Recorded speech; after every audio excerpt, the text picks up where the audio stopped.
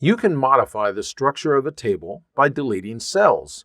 This quick tip shows just how easy it is to delete one or more cells from the middle of a table.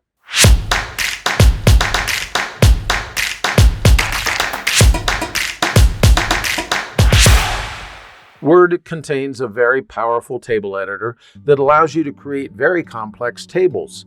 If desired, you can delete individual cells in your table, even though such an action would make the table asymmetrical. Consider the table that's shown in this document.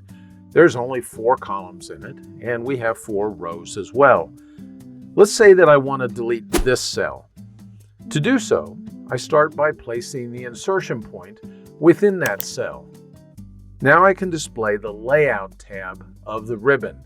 This tab is only available when the insertion point is somewhere within a table. Now I need to click the Delete tool over here in the Rows and Columns group.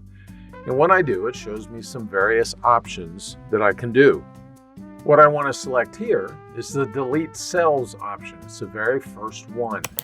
That displays the Delete Cells dialog box. In this simple dialog box, I just need to specify the direction in which I want the cells to be adjusted. For instance, if I want them to be moved up, then I just select that option. And now when I click on OK, the change is made within my table.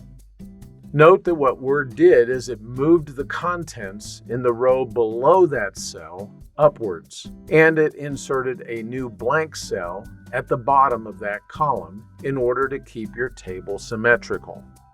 If you wanted to delete multiple cells within your table, you can do so by selecting all of the cells that you want to delete before you do the actual deletion.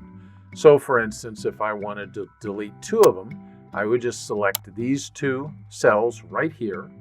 I'd click on the Delete option again, choose Delete Cells, and then in this case, I'm going to move them left, so I just click on OK. And you can see that it moves it over. Now notice as well that my table is now asymmetrical. When it moved those cells over, it did not replace any new cells within this current row. That's what I referred to earlier when I said that you could end up with your table being asymmetrical as you delete cells within the table itself. Of course, that may be exactly what you need for your purposes, which is why Word allows you to delete individual cells from your tables. I hope that you found this quick tip helpful. If you did, please click the subscribe button and then click the bell icon. That way you'll be informed whenever I add a new video to the Word Tips channel. Thanks for spending a few minutes with me today.